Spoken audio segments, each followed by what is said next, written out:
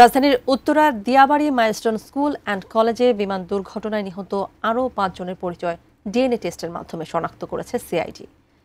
এদিকে গেল ২৪ ঘন্টায় বার্ন ইনস্টিটিউটে চিকিৎসাধীন আরও ২ শিক্ষার্থীর মৃত্যু হয়েছে। সব মিলিয়ে স্বাস্থ্য মন্ত্রণালয়ের তালিকা অনুযায়ী বিকেল ৫:৩০ পর্যন্ত মৃতের সংখ্যা ৩১। উত্তরায় বিমান দুর্ঘটনায় ঢাকা সম্মিলিত সামরিক হাসপাতাল সিএমএইচে রাখা অশনাক্ত মরদেহ ও দেহাংশ থেকে মোট ১১টি ডিএনএ নমুনা সংগ্রহ করা হয়েছিল। পুলিশের অপরাধ তদন্ত বিভাগ সিআইডির ডিএনএ ল্যাবে পরিবারের সঙ্গে মেলানোর পর নিশ্চিত করা গেছে ৫ নারী ও শিশুর পরিচয়।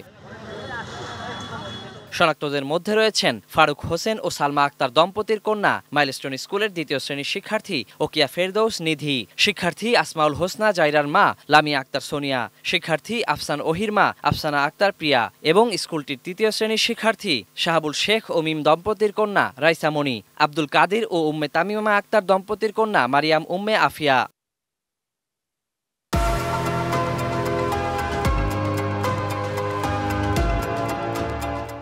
এদিকে গেল ২৪ ঘন্টায় জাতীয় বার্ন ও প্লাস্টিক সার্জারি ইনস্টিটিউটে চিকিৎসাধীন অবস্থায় আরও ২ জনের মৃত্যু হয়েছে। এ সময়ে অবস্থার উন্নতি হওয়ায় আইসিইউ থেকে কেবিনে নেওয়া হয়েছে ১৩ জনকে।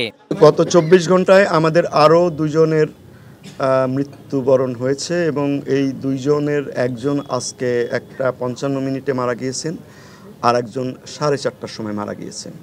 জাতীয় বার্ন ও প্লাস্টিক সার্জারি ইনস্টিটিউটের পরিচালক অধ্যাপক ডাক্তার মোহাম্মদ নাসির উদ্দিন বলেন, ৪২ জন চিকিৎসাধীন রয়েছেন, আইসিইউতে আছেন ৮ জন।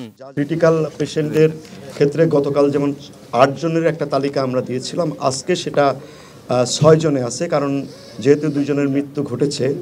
আর আমাদের সিরিয়াস বা সিভিয়ার ক্যাটাগরিতে যে ১৩ জন রোগী ছিলেন তারা ওই ক্যাটাগরিতেই আছে। তবে তাদের মধ্য থেকে আমাদের কিছু পেশেন্ট আমরা আশা করছি যে সামনের দিনগুলোতে হয়তো ইন্টারমিডিয়েট ক্যাটাগরিতে চলে আসতে পারে। আপাতত রক্ত ও স্ক্রিনের প্রয়োজন নেই, সবকিছু সরকারিভাবে সরবরাহ করা হচ্ছে বলেও জানান তিনি। তাদের একটু ভালো চিকিৎসার জন্য যে কোনো। Waliul Sakib, ATN news, Dhaka.